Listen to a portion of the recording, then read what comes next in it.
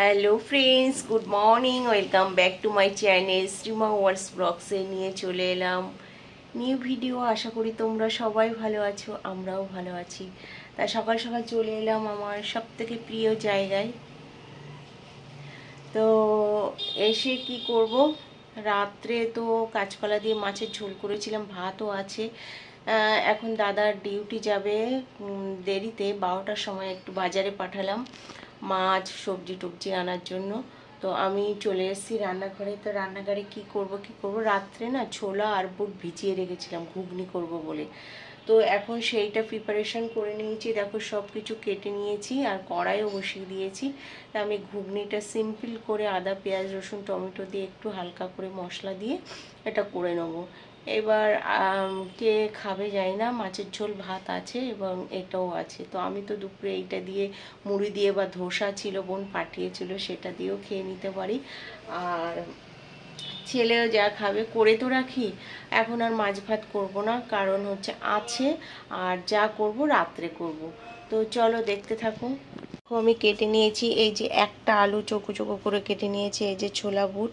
আর এদিকে কড়াই বসিয়ে দিয়েছি, পেঁয়াজও কেটে নিয়েছি, ওটা পেঁয়াজটা ধুতে হবে।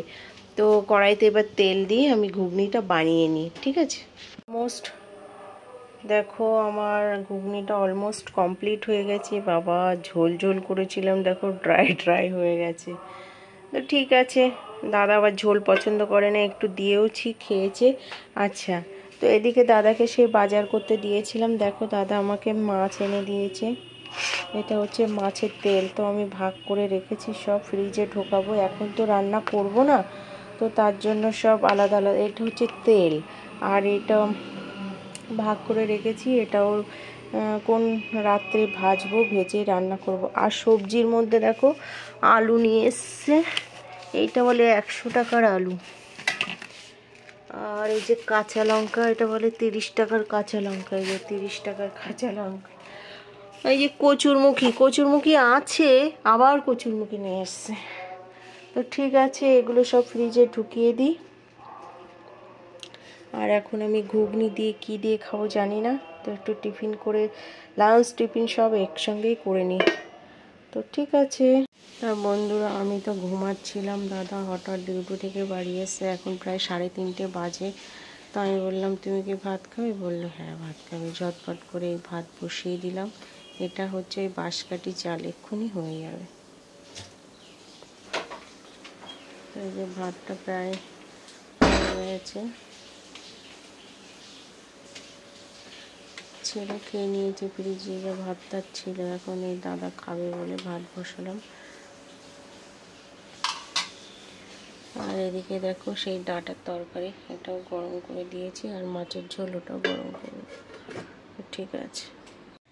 তা গুড ইভিনিং বন্ধুরা, সন্ধ্যাবেলা চলে এসেছি। চা ফা খেয়ে আগে সন্ধ্যা দিয়ে নিয়েছি, তারপরে চা ফা খেয়ে দাদা খেলো লিকার চা, আমি খেলাম দুধ চা। অল্প একটু দুধ ছিল, সেটাকে সুন্দর করে আদা ফাদা দিয়ে খেলাম। আর দাদাকে দিলাম গোলমরিচ লবঙ্গ তারপরে আদা সব সুন্দর করে অনেকক্ষণ ধরে ফুটিয়ে তারপরে করে দিলাম।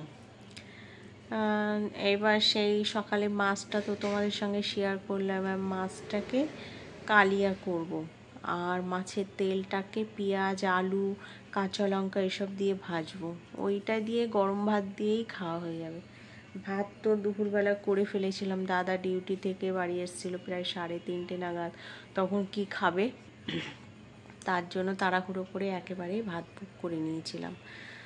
তো চলো করে নিই, তোমার রান্নাটা সেরে নিই। মাছের কালিয়া, আলু দিতে হবে না, আলু দিয়ে মাছের কালিয়া করতে হবে। তো করে নিই, তারপরে তোমাদের সঙ্গে শেয়ার করছি, ঠিক আছে।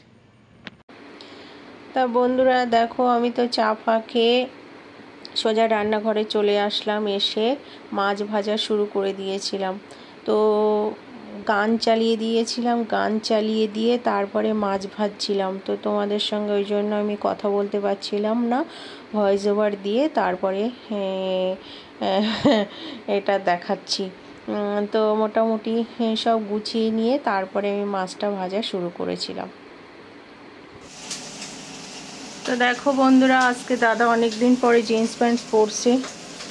প্যান্টটা ফিটিংস হয়েছে, ঢিলা হয়ে গেছিলো, রোগা হয়ে গেছিলো। তো কেমন লাগছে সবাই কমেন্ট করে জানাবে। হ্যাঁ, এদিক তাকাচ্ছে না, দেখো বুড়ি মোটা ডোরা সাপ। তা বন্ধুরা, তারপরে দেখো মাছ ভাজা হয়ে গেছিলো। সেই মাছের কড়াইয়ের মধ্যে আমি আলুটাও ফ্রাই করে নিচ্ছিলাম, আর এইদিকে পাশের উনুনটায় আমি বসিয়ে দিয়েছিলাম মাছের তেলটা ভাজবো বলে। ওই চৌকো চৌকো করে আলু কেটে নিয়েছিলাম, তা কালো জিরে ফোড়ন দিয়ে আমি আলুগুলো ভাজা করছিলাম।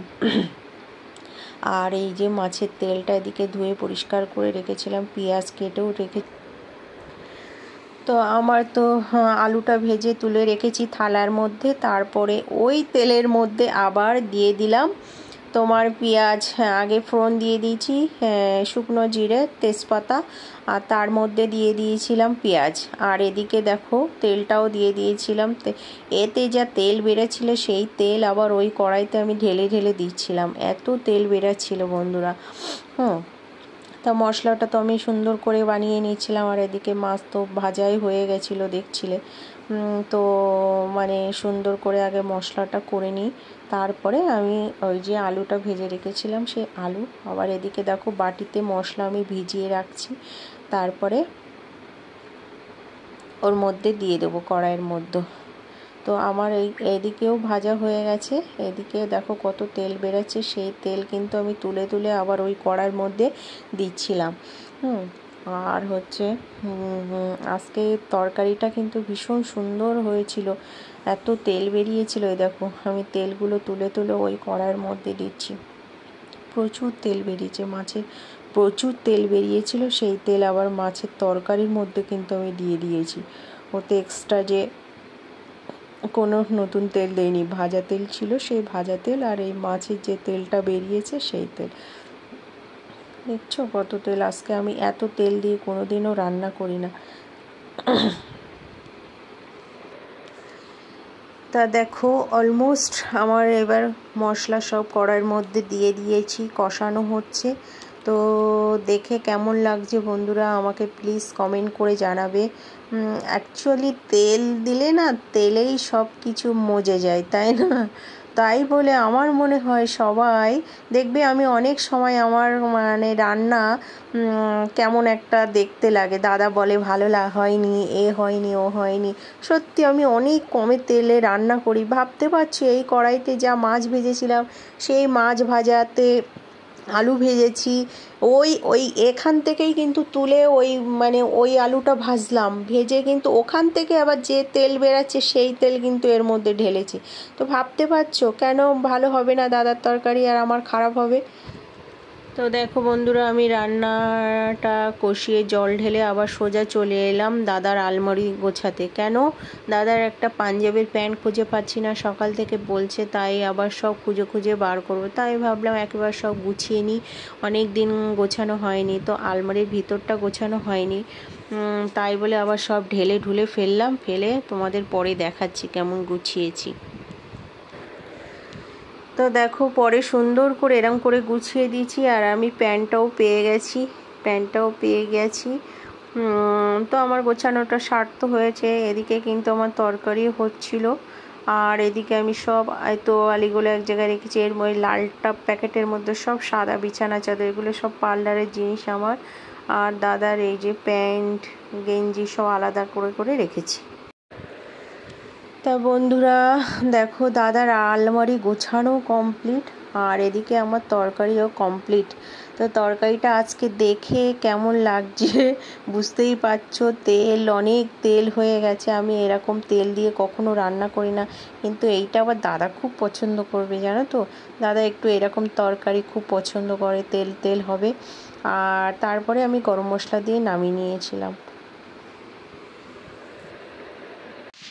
তো এতক্ষণ ধরে রান্না বান্নাও করলাম, আবার বরের আলমারিটাও গুছিয়ে দিলাম, আর এখন এসছি দেখো ছেলের ঘরে, ছেলের আলমারিটাও গোছাবো। তো দেখি আলমারির হালত কি, আগে আমি দেখে নিই, তারপরে তোমাদের সঙ্গে শেয়ার করছি, ঠিক আছে? তো ছেলের আলমারি মোটামুটি গোছানোই আছে, অসুবিধা নেই। এইগুলো সব আমার এই যে বিবাহবার্ষিকী গিফট পেয়েছিলাম সেইগুলো, যা করে গুছিয়ে রেখেছি। আচ্ছা, তোমাদের সঙ্গে একটা জিনিস শেয়ার করছি বন্ধুরা, দেখো এইটা হচ্ছে আমার স্কুলের হাতের কাজ। দেখো আমি নিজে ড্রয়িং করে ক্লাস সিক্সে আমি নিজে হাতে ড্রয়িং করে এরকম কাজ করেছিলাম। আমার হাতের কাজটা কেমন প্লিজ কমেন্ট করে জানাবে, ঠিক আছে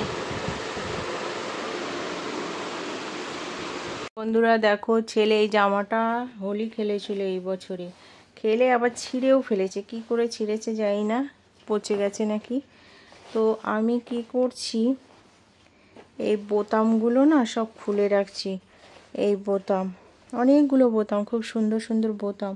তো বোতামগুলো খুলে রাখলে কি হবে, পরে কাজে লাগাতে পারবো আমি, অন্য জামায় বা এটা ওটা ছিঁড়ে ফেলে সেগুলোর মধ্যে আমি লাগাতে পারবো। তো এই টুকটুক করে ঘরের কাজ গোছাই আর কি করবো। আমার আলমারিটা ধরতে হবে জানো, আমার আলমারিটা খুব খারাপ অবস্থা। তো ঠিক আছে, এগুলো কেটে সব বক্সে ভরে রাখি। তো বন্ধুরা গুড নাইট বলতে চলে এলাম। রান্না করে ঘরটা দুটো আলমারি গোছালাম, রান্না করলাম, তারপরে গুছিয়ে এসে একটু ফোন টোন ঘাঁটছিলাম।